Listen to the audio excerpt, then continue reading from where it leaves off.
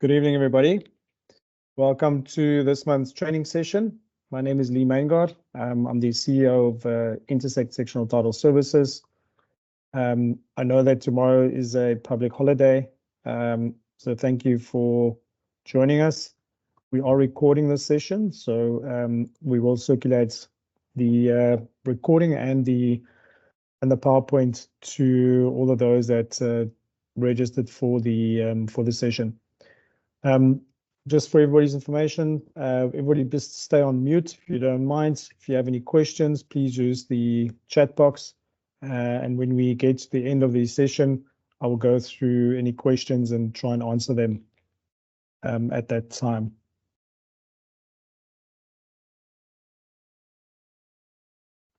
So tonight we're talking about responsibility of maintenance and voting disqualifications. Both of these, although responsibility of maintenance is something that probably happens and this is discussed on numerous occasions, what we're looking at the responsibility of maintenance tonight is the extraordinary maintenance items that needs to be dealt with, and we have a look at that in a little bit more depth. And then also a little bit more exciting is the voting disqualifications. Probably not always dealt with properly at general meetings or at meetings, but we have a look at that and we break that down into who can vote and who cannot vote and what are the reasons when people can vote or not vote. So the first thing we're going to look at is maintenance. And just to understand maintenance and what we talk about in common property maintenance. The common property, in terms of the Sectional Title Schemes Management Act, in relation to a scheme means the land included in the scheme. So all the land that's around the buildings, where all the units are located, such parts of the building or buildings as are not included in the section. So it's quite distinctive there that if it's inside the building, it's not common property, or inside the unit, excuse me, then it's not common property. And then C, the land referred to in section 5.1D. And section 5.1D, what that means is land that the body corporate might purchase, additional land that the body corporate might purchase. So even though the scheme is developed and the developer has moved on and sold all the units, 5, 6, 10 years down the line, there's a piece of open land next to the development, and the body corporate feels that it wants to maybe add more parking to the scheme, whatever the scenario is, or they want to add tennis courts and they buy that land. So that would be, that will then also become common property.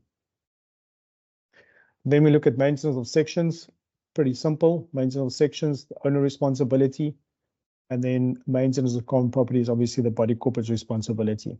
So we're going to have a look a little bit around that, and we're also going to have a look at some other things which people might not consider or know about that affects them. That's actually common property maintenance and responsibility of the body corporate that might actually be inside their section. So in terms of section 3.1 of the Sectional Title Schemes Management Act, that's an L. The body corporate must properly maintain all the common property and keep it in a state of good and serviceable repair. And when obviously we talk about the body corporate, there's a board of trustees that gets appointed by the members, and that ultimately becomes the responsibility of the trustees to make sure that the body corporate as a collective maintains the common property and keeps in a good and serviceable repair. The next point is very important to consider, or the next two actually, because they actually flow into each other. The Act doesn't distinguish between structural or non-structural maintenance and repair. So there's not a distinction between who's responsible for structural and non-structural repair. And when you look at the third point there, any parts of a building that are structural in nature must be maintained by the body corporate. So that would be the structure, obviously, and by the body corporate, all the unit owner, depending on whether those parts of the building are common property or part of a section. So by implication, what that means is that if the structural repair is required and it's part of the section, then the owner will be responsible for that. And then if it's not, then the body corporate will be responsible for that. And that's quite important, especially where you have schemes where you've got balconies You've got terraces where those kind of areas on or the balconies are actually part of the section. And when it becomes part of the section, the owner becomes responsible for that. So I think this is where we start moving to a little bit of other items which people maybe might just take for granted, or they might even not even think about it. But the body corporate is responsible for maintenance of movable assets. So examples of movable assets, simple and basic examples, pool furniture, the pool furniture that the body corporate might purchase that's standing around the common property swimming pool. The body corporate is responsible to maintain that or to purchase or replace the pool furniture. The generator, any gardening equipment that the scheme might own. If the body corporate has their own gardener and they decide to buy their own equipment because they don't want to outsource the service, that gardening equipment is the responsibility of the body corporate. Gym equipment. These days we see a lot of developments to make it easier for people to enjoy the environment that they live in with clubhouses and gym equipment. That gym equipment becomes the responsibility of the body corporate to maintain. So by implication, the body corporate must then also make provision for that expense in its budget annually, and also for the replacement of that in their budget. And then again, the adjoining land purchased to use as an example, as a tennis court or a parking lot. So when we talked about the previous couple of slides back, we talked about if a body corporate purchases additional land, that becomes common property. And in this example, the body corporate would have bought the land and they would have put a tennis court on there, or they created a parking lot. And because that becomes common property, the body corporate is responsible for the maintenance of those areas. I think this is the more interesting part of the maintenance, and that I mentioned when we started the session, where people don't necessarily understand that there might be common property maintenance that the body corporate must attend to, which by implication is in fact inside the section or the owner section. So we'll have a look at this slide. It says body corporate is responsible for the maintenance of the implied servitudes. So we all understand the basic of a servitude is it's land or it's effectively somebody else's property, but somebody else is given the right of way or the right to utilize that piece of land or property or whatever the servitude specifically states. So by the implied servitudes, it's deemed to be incorporated in the title deed of all the owners. So although you might not see it in your title deed, it is deemed to be incorporated in the title. And the reason for that is because the nature of the building or the structure of the building is of such a nature that there will be services that will run through or over sections that serves the other owners or the rest of the scheme. And when we talk about these implied servitudes, we talk about things that operate between the sections themselves. In other words, between two sections next to each other or above each other or below each other themselves, and between sections and the common property. So that could be cabling that runs through the implied servitude, but for instance will serve the electricity for the lights in the passageways, for instance, which would be common property. And then the act, what the act says is that each section has the duty to support another section and common property above or next to it. So that may not necessarily mean anything for you, but when you read the next part, you'll see that therefore an owner cannot change his section that may reduce the structural support to other sections or common property. And if you want to have a look into that, you can go and look at Prescribed Management Rule 30D. So what it means is that you cannot just change your section for your benefit, but not consider the impact that it will have on common property and all the other sections that's below you or above you or on the side of you, and also obviously common property.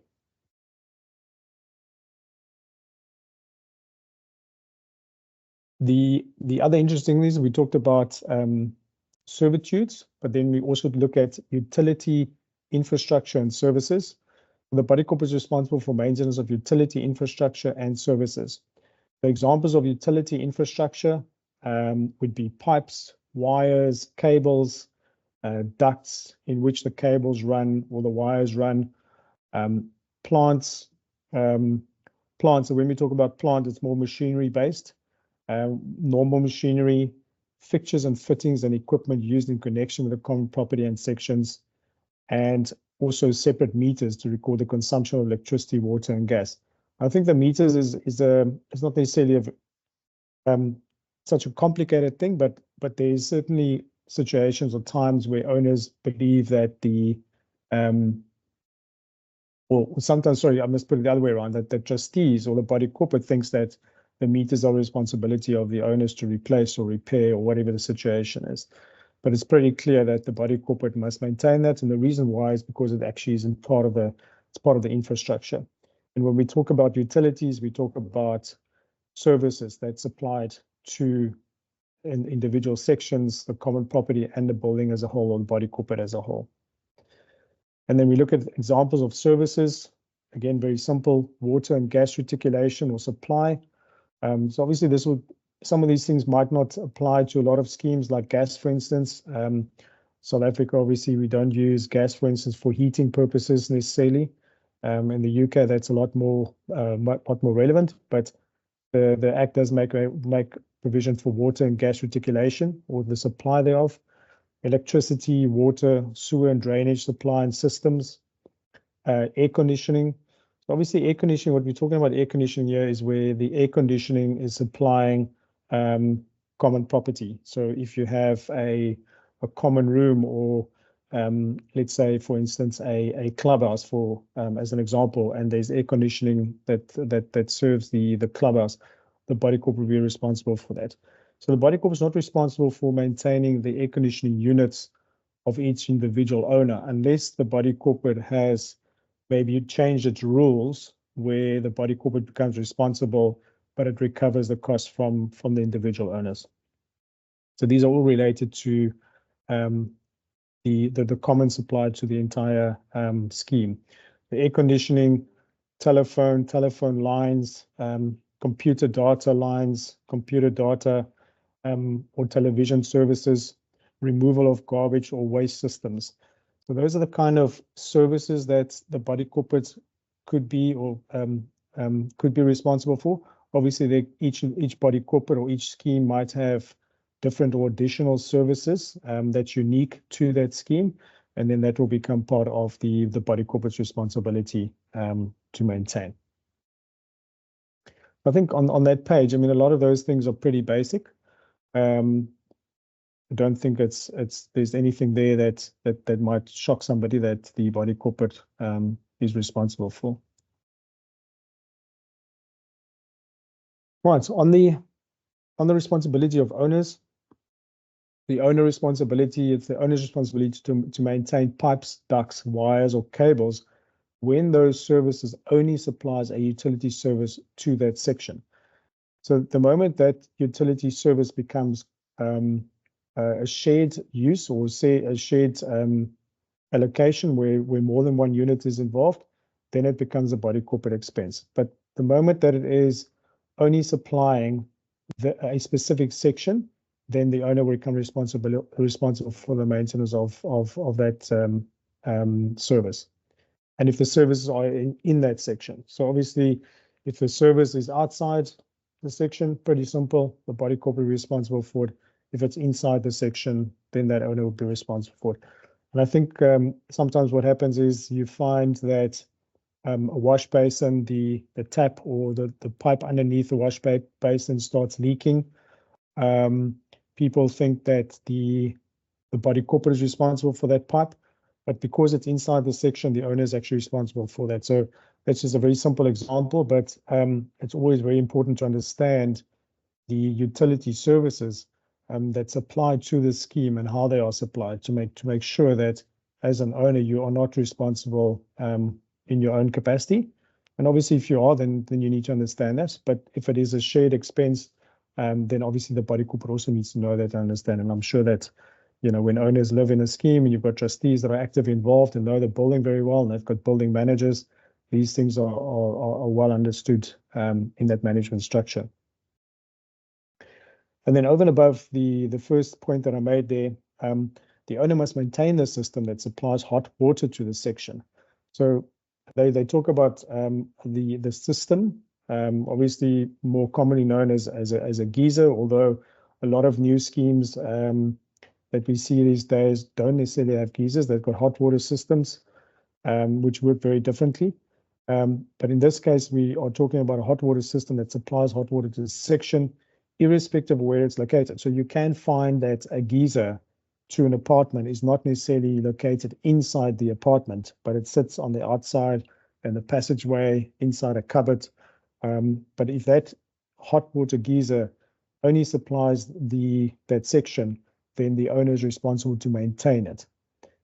But a comment that I made there is that obviously the insurance is covered through the body corporate. So if the geyser becomes inoperative, it can't be used, it starts leaking, then obviously from an insurance claim perspective, the insurance policy will cover the replacement of that geyser. But the maintenance and the upkeep of that geyser is the responsibility of the owner.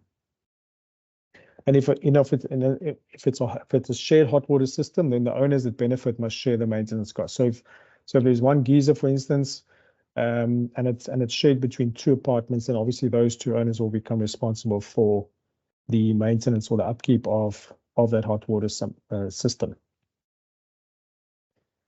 Okay, so that brings us to the end of the maintenance section. Like I said, I think the more interesting thing is the servitude and the other services that the body corporate is responsible for. But it's important to distinguish between what is a specific service only to one apartment, where the owner will become responsible for the maintenance of that unit. I think the other thing is also that I didn't mention in the slide is that when you have the implied servitude and there are cables and pipes running through a duct area that's created inside the apartment, the owner of that section must provide the body corporate access to their unit in order to do maintenance. And the normal process is that the body corporate must inform the owner or the owners that will be affected, inform them that maintenance needs to get done, give them a time and a date for the contractors to come in. It's normally quite a bit of a mission because people obviously work during the day. They might not be able to give access to their apartment, but an owner can't deny the body corporate access to the unit when maintenance is required on any services or utility services that is in that implied servitude. And I think that's very important to understand.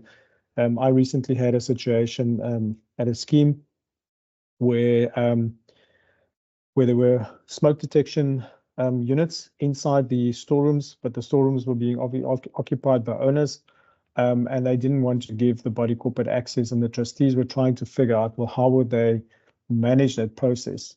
So there are those situations, but it's important to understand that the owners have to give access to the body corporate to maintain it, because it's their responsibility to maintain it on behalf of the owners. Okay, so we're going to look at votes and disqualifications. So obviously when we talk about votes, we talk about decisions that get taken at meetings. We know that a body corporate pretty much has a handful of meetings. The inaugural meeting, which is only held once, and that's at the beginning, or the beginning of the body corporate, if you want to call it that. Then there's the annual general meeting, you've got a special general meeting, and then you have trustee meetings. So body corporate only has a few meetings that it can hold, but obviously different things happen at each meeting. So we're going to have a look at that briefly.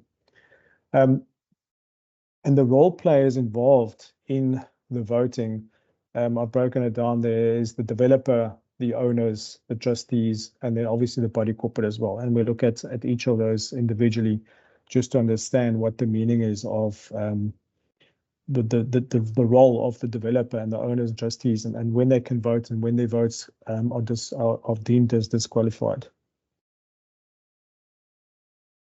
So the first one specifically chose the developer. And the reason why is because the developer, you'll find that the developer is pretty much involved in the very start of the scheme. And as the scheme gets older, the developer units are sold on, and the developer moves on, and they don't play a role in the scheme anymore. Although obviously there are developers that will hold on to 1 or 2 units, and they just become a normal owner at some point. So when may the developer not vote? So there's basically 5 things that the developer can't vote on. And I think it's also important to understand that the agenda items for an inaugural meeting is very different to that of an AGM, and obviously a lot more different to a special general meeting. So these things are the items that the developer can't vote on, are things that you're probably only going to see in the inaugural meeting, and you won't see it again after that. We'll just run through that. So when the first occupation is given to a purchaser, and you can take occupation of a unit before you've actually taken transfer, obviously. So there's a distinguished characteristic here between the first item and the second item. And I just want to quickly discuss that. So the income and expenses from the first occupation to the establishment of the scheme. So the establishment of the scheme is when the first transfer takes place. The moment the developer sells 1 unit to somebody else and somebody takes transfer of that unit, the body corporate comes into being. And then from that point on, and from that day onward, the developer has 60 days to call an inaugural meeting of the body corporate. So there's a period where the developer is responsible for all the expenses, excuse me, for all the expenses in that building. Then there's a point where somebody takes occupation. From that point until the inaugural meeting or the first transfer, that period there will be filled with income from rental potentially, and then also the expenses that the developer has to incur on behalf of the building, like for instance security, cleaning, those kind of expenses, utility expenses, electricity, water, refuse, sewage. Then the next point is so at the inaugural meeting, one of the items that needs to be voted on is the income and expenses from first occupation to the establishment of the scheme. So the developer, although he has to present the information, he's not allowed to vote on that item on the agenda. The second point that the developer is not allowed to vote on at the inaugural meeting, although he must present that information, are the financial statements from the date of establishment to the inaugural meeting. So different to the first point, date of establishment will be when the first transfer takes place. And because there's a period of time before the inaugural meeting is held, and let's assume that in the best case scenario, it is 60 days later, during that 60-day period, the developer must keep track of all the income and expenses, that the income that they obviously received, and then the expenses that they incurred on behalf of the body corporate. So when that is presented as part of the agenda at the inaugural meeting, the developer is not allowed to vote on the approval of those financial statements. Then the third one is the ratification or rejection of contracts entered into on behalf of the scheme. So what will happen is that in a normal situation, the developer will appoint a security company, a cleaning company, they'll appoint an insurance broker, they'll appoint through the insurance broker an insurance company to obviously insure the scheme. They'll appoint a managing agent, they might have a gardening company. So all these contracts, the developer, because there is no body corporate, he will enter into agreements effectively on behalf of the body corporate. But what happens at the inaugural meeting is that those contracts are presented, and the members can then decide if they actually want to ratify those contracts or if they want to reject it. And then obviously, if they want to reject a contract, that means that they have to then go out and then obtain new quotations, new suppliers, and then decide which contractor they want to enter an agreement with. So on that agenda item, the developer will not be allowed to actually vote on any of those contracts that's been laid forward to the members. And the fourth one there is confirmation that all documents have been handed over to the scheme. When I read this, I tried to really think about this practically. Obviously, all of these 5 points is actually something that the developer has to present and give and provide information to the members at the inaugural meeting. So the 4th one is a confirmation all documents have been handed over to the scheme. So there's quite a list of items or documents that the developer must hand over to the new trustees or to the managing agent. And those documents must be available at the inaugural meeting. So although the developer, again, is preparing all the documentation, is presenting and handing it over, they can't confirm or they can't vote that there's a confirmation that all the documents have been received. So somebody would need to go through the list of the documents and actually verify that they're there, and then the rest of the owners and members can then vote on that. And then the last one, there's a confirmation that all surplus funds have been paid to the scheme. So during that period prior to the inaugural meeting, again, as I said earlier, is that there'll be income and there'll be expenses. Levies are payable by the developer as well, because the moment that there's a first transfer, all the sections in the scheme need to start paying levies towards the body corporate. But because an inaugural meeting hasn't been held and the budget hasn't been approved, there is an income stream and there is an expense side as well. So any surplus funds that the developer might have at that time must be paid over to the managing agent, who obviously manages the funds on behalf of the body corporate. So when it comes to confirming that, again, the developer is not allowed to vote on that. So as I said, this is something that happens once in the life of a body corporate. But it's important to understand that, if you, as an owner, trying to invest in a new scheme, that you understand that the developer can't ambush a meeting by just running through these items and actually voting on things, because he's not allowed to. Right, the next one is when owners may not vote, and this is actually pretty simple. When levies are in arrears, now, we go to various meetings during the year where the arrears lists are presented, or the trustees want to see the arrears list. And they pretty much don't mean anything, because unless an owner has got a court order or a cease adjudication order against the owner, where the owner is compelled to pay the arrear levies, the owner is allowed to vote at a general meeting. So only when there's a court order. So there's a process obviously needs to be followed. You need to apply to CSOS for relief, and your relief will be that that CSOS makes an order against the owner to pay the arrear levies, or you need to go to an attorney who will then sue effectively the owner. And if it even gets that far to where there's a court order made against the owner, unless you have those two or one of those two documents, an owner that's in arrears is entitled to go to an AGM and they can vote. The only time where this is not relevant at all is that when there's a special or unanimous resolution, in other words, a special general meeting, where either a special or unanimous resolution or both, you might find a situation where there are different types of resolutions that are being presented to the owners. In either of those cases, the owner is entitled to vote, even if there is a adjudication order against them. So special resolutions, unanimous resolutions, the owner can vote irrespective of an order. At a normal general meeting, they're not allowed if there is an order against them. And then the second point there is, if the owner is in a continued breach of the conduct rules. And it's important to understand that we talk about the conduct rules and not the management rules.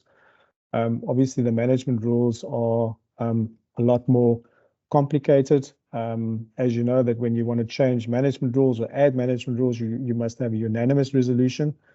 So they're a lot more onerous and they're a lot more difficult to change. And it has to do more with how sectional title is managed, and not conduct rules. Conduct rules where it's really about the conduct of owners within the scheme, like for instance, noise, and want to have laundry, or you can't work on your car in the parking lots, those kind of things. So conduct, it's about the conduct of the people. So again, where there's a court order or a cease adjudicated order, compelling an owner to refrain from a continued breach. So again, you need to follow the process, either go to CSOS, ask for relief, present your case, the owner will present their case, and then unless there's a mediation process that's successful, it will go to an adjudication, and an adjudicator will then make an order against that owner to refrain from continued breach of the conduct rules. So unless you've got a court order against the owner or a CISO adjudication order against the owner, they are entitled to vote at a general meeting. And then again, at a special or unanimous resolution, at a special general meeting, the owner is entitled to vote irrespective if they've got a court order or a CISO's adjudication order against them. So the next one is, when may trustees not vote?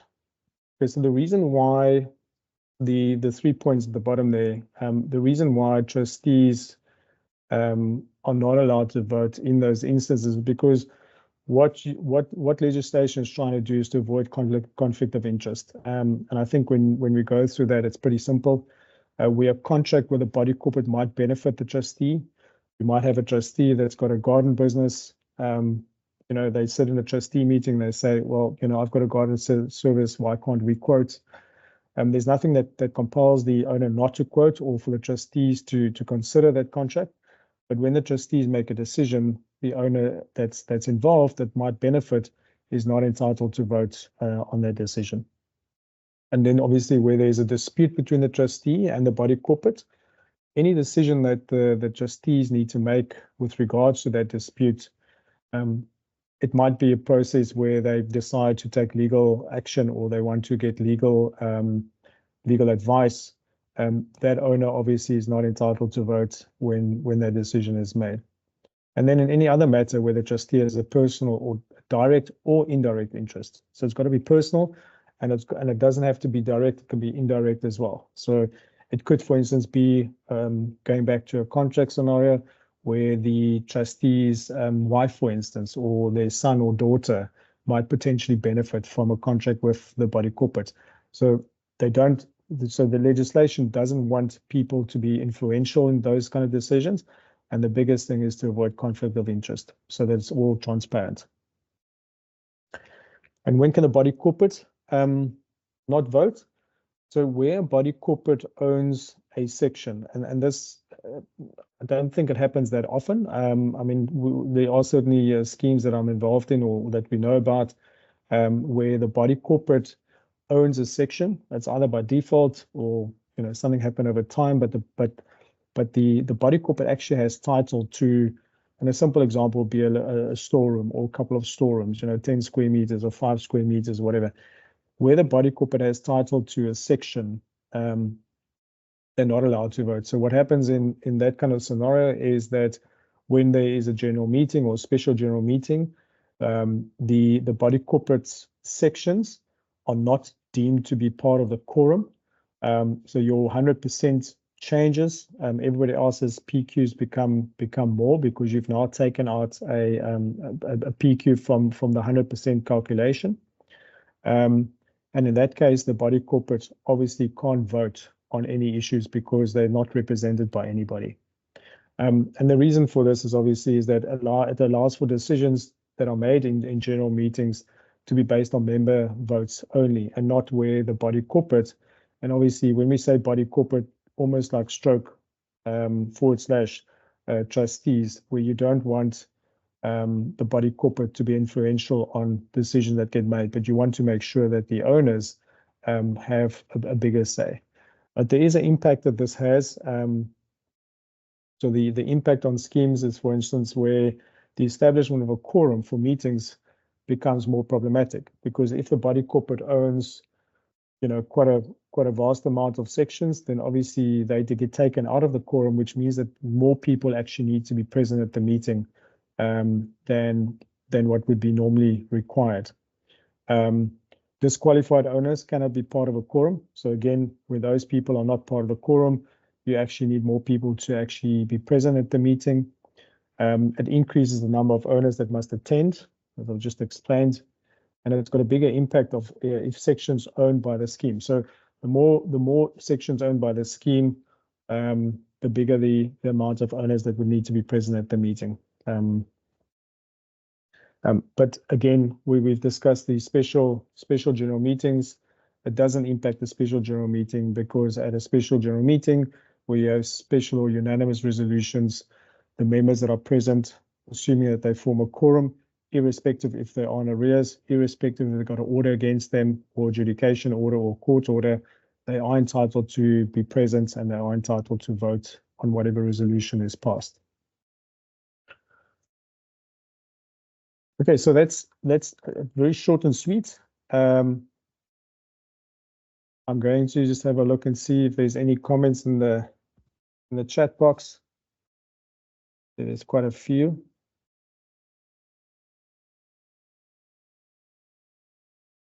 Let's have a quick look. Mark asked, implied servitude doesn't include the lawn between the street and a house at Bougainville. Okay, Mark, that's a very specific question. I think from an understanding a practical perspective, you know, the age last night. Yeah. Yeah, Mark, I think obviously the implied servitude is based on the body corporate. If I recall from last night, that street, that lawn area was actually on the council side. That's the way I understood it from last night's discussion, is that it was actually on the outside of outside the house. Yeah, I can't really answer that one, Mark. I know if it's HOA, then obviously it's very different to the discussion we just had, because what we had discussion about is obviously more body corporate related. But it's a good question. I think we can definitely discuss it offline if you don't mind. Diane asked if there's damage to an external wall or building supply pipes in the external wall of a unit, whose responsibility is to maintain? Okay, Diane, so the biggest issue here is, and this happens very, very often, where somebody says that they've got damp, or they've got, you know, there's the walls wet or something like that. So from what we discussed now is that what you need to establish is where does that pipe come from, or where does it go to, and does it serve more than just your own unit? And remember that the median line of your unit or your section is in the middle or the center of the wall. So if the pipe is on the inside of the median line, then it is going to be your responsibility.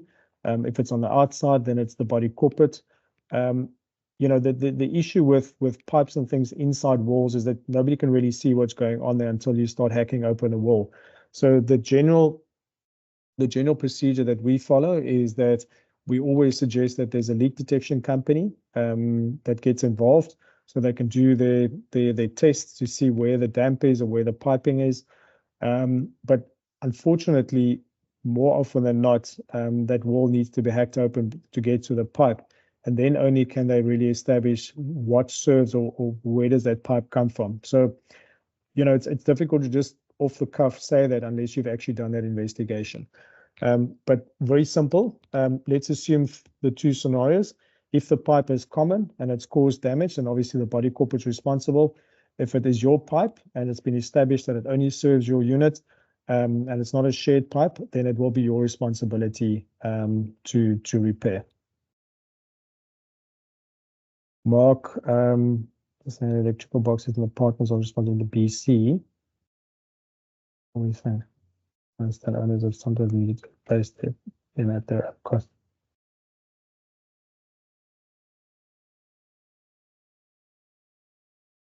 Yeah, Mark, so if I understand correctly, you're talking about let's call it the DB inside the apartment. So the cabling leading through the walls and from the utility outside where the main distribution borders, the main power board to the internal DBs, up until the DB on the inside of the wall would be body corporate.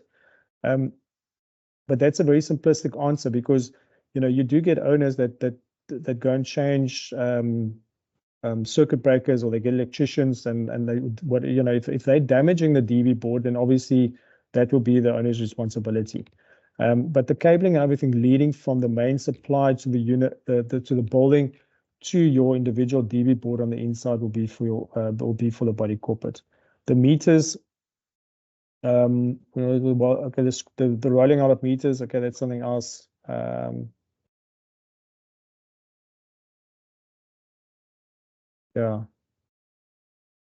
I think about the partners or responsibility, you see. Yeah, the cabling up until the DV on the would be for the body corporate, yes.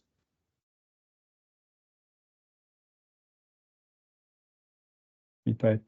Yeah, okay, Mark. So just so that kind of curveball, the prepaid, obviously that's a different story because now you've got somebody that supplied that installed those prepaid meters, and it depends on the arrangement or the agreement with the company that installed them. I think at Bergen Villas, it's Addo Research Lab. I know that in December I dealt with an owner whose meter went all off, and Addo had to come and replace that. So it depends on the supplier and who installs it and what the arrangement is with that supplier in terms of the maintenance going forward. So I think that's a little bit different to the general kind of discussion that I think we've had. But again, happy to take that offline with you on Thursday. Neil, I joined the lab suppliers reading that problem. Well put situation in the section where it's multiple taps linked to it to supply water to the garden units as well as the common property.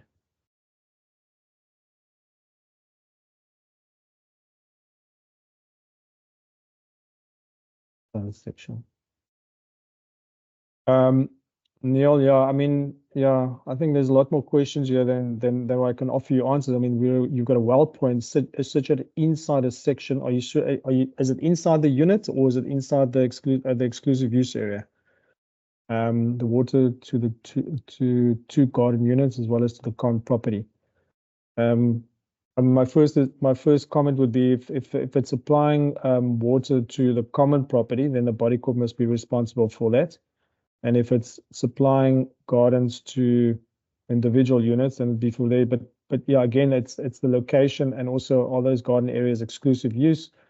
I would assume they are, because if they're section, then it's a straight for the owner.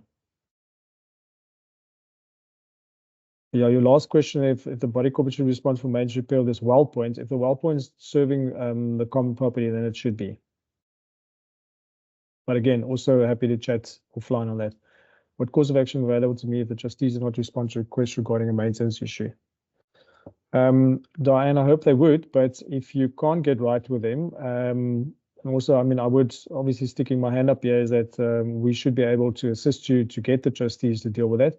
But if that's not happening, then your first port of call would be CSOS to compel the trustees to attend to the maintenance. So you've got to apply to CSOS for relief, where there's an adjudication order compelling the body corporate to attend to the maintenance issue.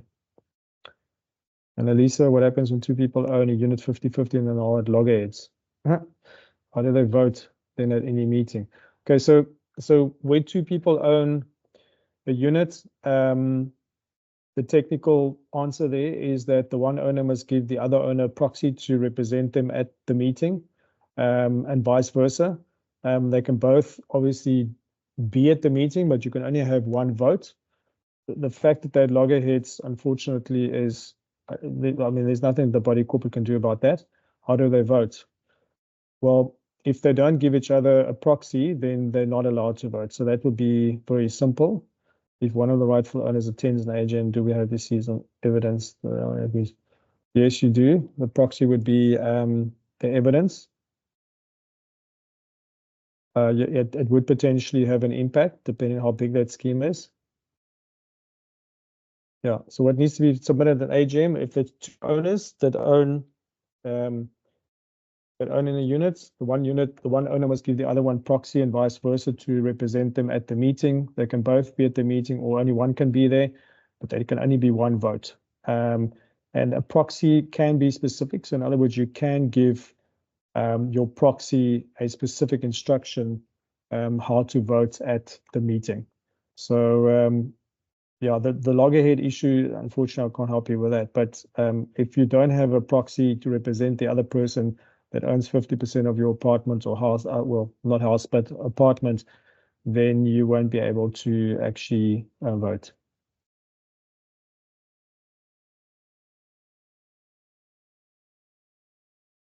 Hi, Mark. No, we don't.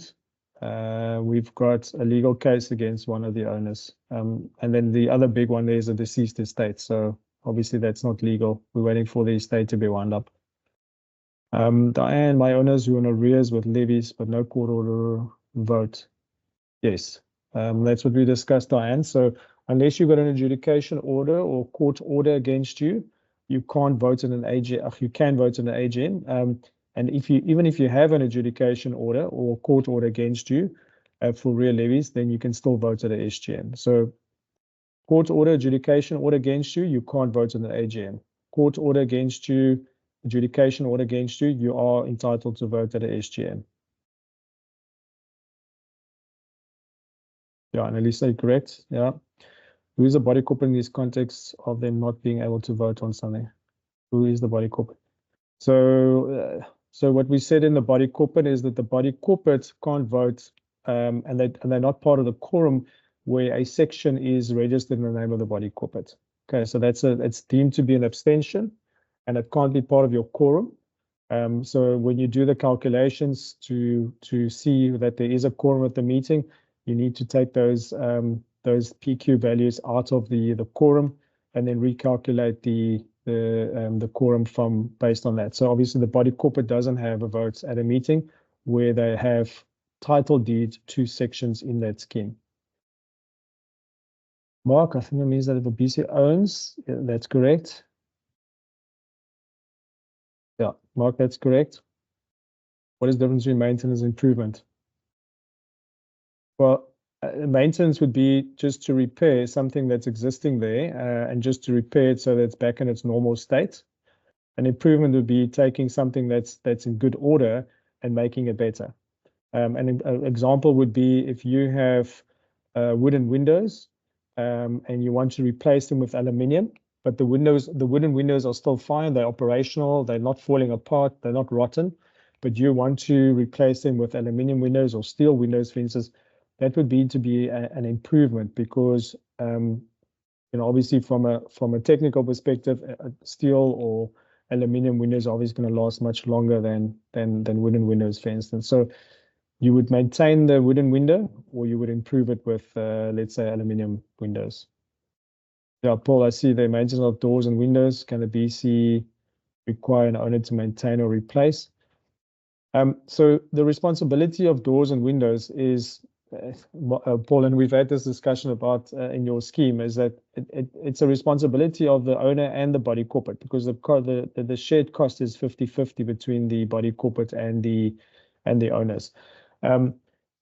Obviously, yes, you can require the owner to maintain, but in the same breath, the owner can also say to the body corporate, well, you also need to maintain because it doesn't help I pay my share and the body corporate doesn't do its share of maintaining it. So the best way really to deal with this, in my perspective or from my review, is that the body corporate must budget for the maintenance to doors and windows. There's a kind of an unwritten rule that specifically on wooden things, you should do maintenance every 18 months. So my suggestion, the best suggestion is that the body corporate makes provision for that maintenance and that when it's due, the body corporate says, guys, we've put the money aside, we're going to do the maintenance. You work out what the costs are, you tell the owner what they need to pay, and that's what you do. And the body corporate takes the responsibility, the ownership of doing that. Because the problem is that, the bigger your scheme is, and the more responsibility you put on owners to actually do that, the less you actually get done because, some owners are not going to do it. Some of them are going to forget. Some are going to feel that they don't need to spend the money now. Some don't have the money to spend, et cetera, et cetera. So my suggestion is that the body corporate makes provision for that and the owners are responsible for their 50%. Who's responsible for external repairs to walls due to repairs inside an EU area? Okay, so an EU area is obviously common property. So the walls are common. The walls are common property. So even the wall on the inside of a EU area is still common property. So the body corporate would be responsible for that. Yeah, and maybe we can also just offline. You can maybe be more specific about that. But just from what you're saying there, the body corporate is responsible. Walls are common property. Exclusive use area is common property as well. the owner contributes towards the maintenance of that. So, I think a little bit more detail, but the body corporate will be responsible. Meters that include PV. Okay, Mark, yeah, we're just circling back to that, the electrical meters. So when with the prepaid meters, like I said, that's a different scenario because you will go and employ a meter reading not a metering company, a meter supply company, to install that. And a lot of the times there's guarantees and warranties on those meters. So it really depends on the contractual arrangement with that company about that. I think what we were talking about in the presentation was where the body corporate is putting external meters in, where they get read by a meter reading company, and let's say they're all sitting under the base in the basement in a box, those kind of things. That's a little bit different to prepaid meters. Annalisa, no, not necessarily. More often than not, because you get external companies that will provide the meters. They got to be registered with council, but they don't belong to council unless the council installs them. But I don't think that's the modus operandi. Not that I'm aware of. Mark, sometimes the question isn't correctly understood and means not really answer to the ask, but because we mute, we can't jump into camera. Yeah, Mark, I get you. Yeah, we're just trying to keep everything down to an hour. So, like I said, I'm happy to chat to you offline.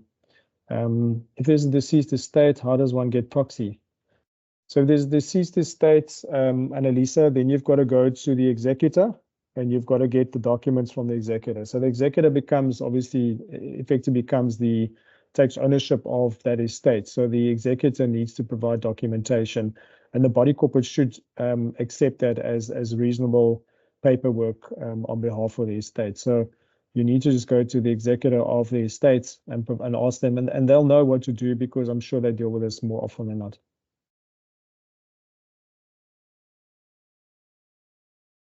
On the windows, if the windows are irreparable, if it's irreparable, it should be for the body corporate. But just remember that the body corporate's responsibility is only to replace what is existing. So there's no responsibility on the body corporate to purely replace, not to replace a wooden window with a wooden window. If you want to change it to an aluminium window, if the cost is more than the cost of replacing the wooden window, then you will be responsible for the additional cost of that window. I think what happens at a lot of schemes is where wooden windows where they replace with aluminium, it's generally a much bigger decision where the entire body corporate is involved, special levies are raised, those kind of scenarios. So that, it becomes very intricate, and it really then depends on the entire scheme to decide how they want to manage that replacement. But just understand, like for like, if you want to go better than that, in other words, you want to improve with putting aluminium windows, and the aluminium windows are more expensive than the wood, then you will be responsible for the additional cost.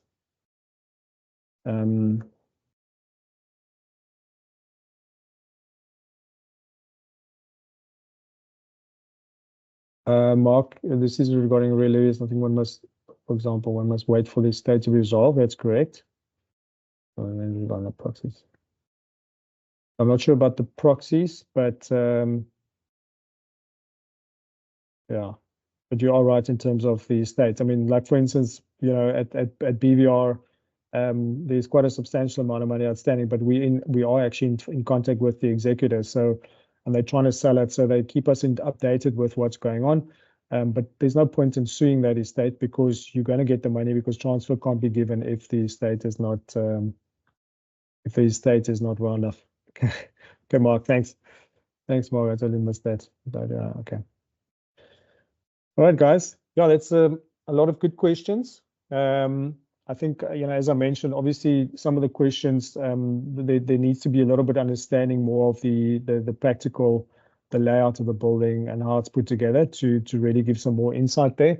Obviously, the answers are off the cuff here. But it's good to see that there are questions and there are obviously lots of things going on at many schemes there. We've still got about 5 minutes. If there's any more questions, I see Annalisa is feverishly typing away there.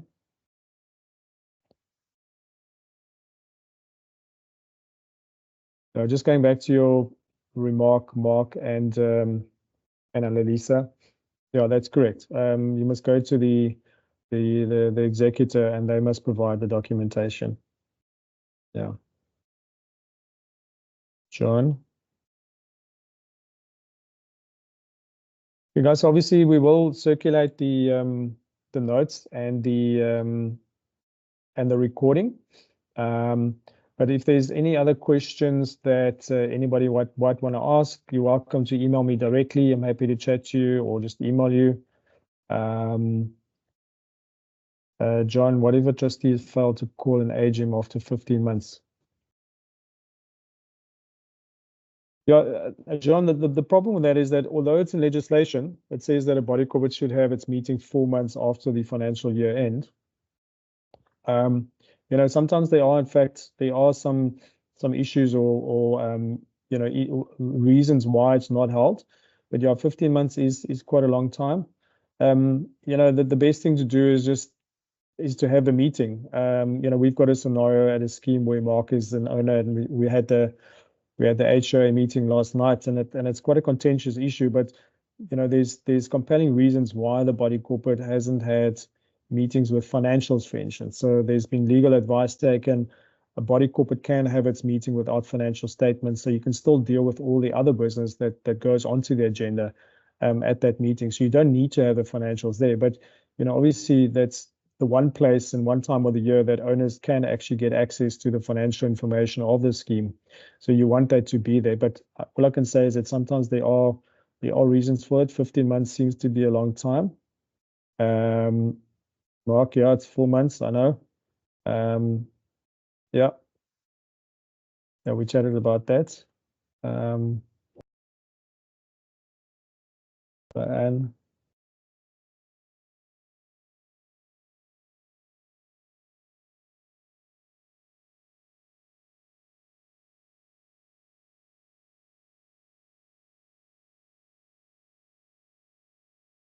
just waiting for Diane, me posting session. Thanks, Lee. You're welcome. Thanks, Mark. Thanks, Diane.